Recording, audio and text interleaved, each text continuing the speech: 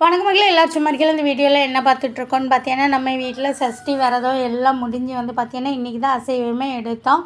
அது வந்து பார்த்திங்கன்னா காலையிலேயே நல்ல முட்டை தோசை, அதுக்கு தொட்டுக்கிட்ட வந்து பார்த்திங்கன்னா வத்தல் சட்னி போட்டு அரைச்சி சூப்பராக வந்து சாப்பிட்டாச்சு பார்த்துக்கோங்க. அந்த முட்டை தோசையை சாப்பிடும்போது அவ்வளோ தேவாமிர்தமாக இருந்தது.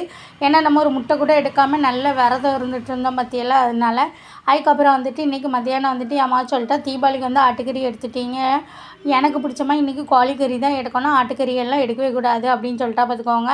சரின்னு சொல்லிட்டு கோழிக்கறியை வாங்கி கொடுத்தாவோ அப்பா அதில் வந்து நல்ல பாஸ்மதி அரிசியில் கோழிக்கறியில் வந்து பிரியாணி போட்டாச்சு பார்த்துக்கோங்க. எலும்பு இல்லாத துண்டெல்லாம் கொஞ்சம் பார்த்து பிறக்கி அதில் வந்து கோழியை பொரித்து வச்சாச்சு. அதுக்கப்புறம் முட்டை வச்சுருந்தேன், சம்பல் வச்சுருந்தேன், அப்புறம் அப்பாவுக்கு கத்திரிக்காய் கடலைப்பருப்பு எல்லாம் போட்டு தால்சாவும் வச்சாச்சு பார்த்துக்கோங்க. ரொம்ப சூப்பராக சாப்பிட்டு முடிச்சாச்சு. ரொம்ப நாள் ஆச்சு பார்த்தியெல்லாம் கோழிக்கறியும் வீட்டில் வாங்கியே ஒரு 25 நாள் கிட்டே இருக்கும் போல். அதை இன்றைக்கி வச்சு சாப்பிட்டோன்னா அவ்வளோ சூப்பராக இருந்த மாதிரி இருந்தது. இந்த ஃபோட்டோவுக்கு பதில் தெரிஞ்சவங்க கமெண்டில் வந்து சொல்லுங்கள் மக்களே. எங்கள் சேனலை சப்ஸ்கிரைப் பண்ணுங்கள் மக்களே.